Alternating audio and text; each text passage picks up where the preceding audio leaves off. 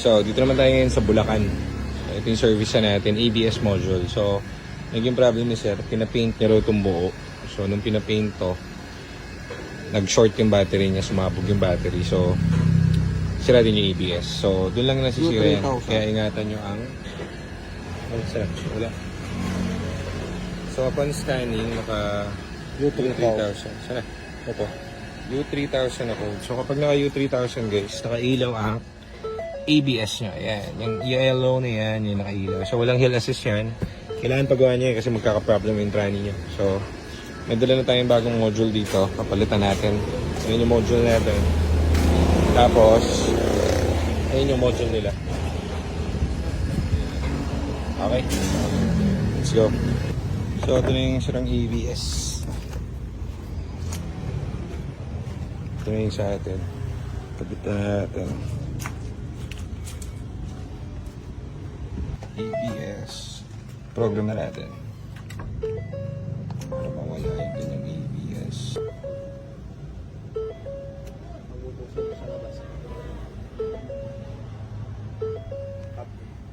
Kaya inipin ko yung mga kable dito. Napagalaman ko nung ginagawa ko to. Ang sabi ko, hindi naman sila yung door lock ha. Wala ko. Yan lang yung bumubukas.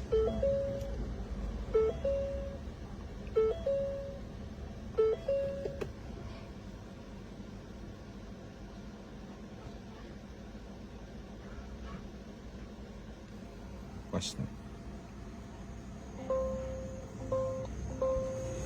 Moment of truth.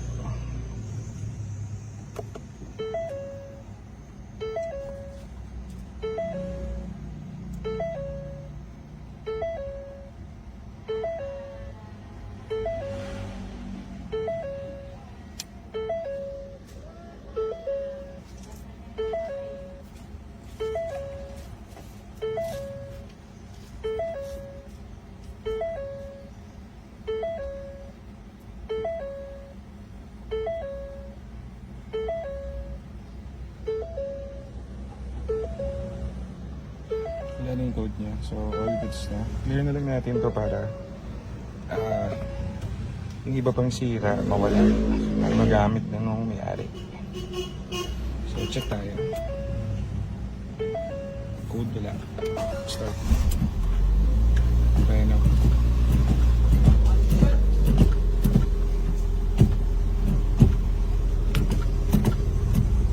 Okay, goods.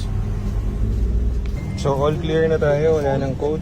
ABS niya is tapos na agad. Wala nang lumalabas. Ano ko eh? Famous ko kasi 6 months eh. Alaga. Ba't wala pang tentang na? Oo, 6 months. Off mo ulit. Tapos on. Pakailaw yung mga ABS. Tapos pag Mag-ano ko eh. Pag nagpa-famous kasi. wala na. Engine. Okay. Let's go. Pogi oh.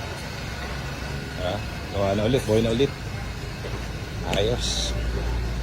Ayan sila sir. Happy na happy. Thank you sir ha. Meron pa sa yung red wine kay sir. Maalam yan si sir. No? Alam niyo na kapag hindi niya inayos yung ABS, magkakaproblema yung kanyang transmission. So, pagkabit ang ABS, all goods agad, wala nang problema ang kotse niya. Magahin na rin siya ng Kabanatuan. Tinesting na rin namin, everything okay. So, halika na, uwi na tayo. Let's go, pagod ako.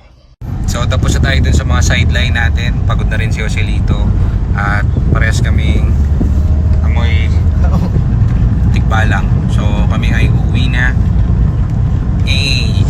Uwi na kami kasi tapos na yung sideline namin. Nahanap na kami sa shop at maraming ganap sa shop, maraming release at kailangan na natin bumalik doon para asikasuhin yung ating mga unit na iniwan. So let's go, thank you guys.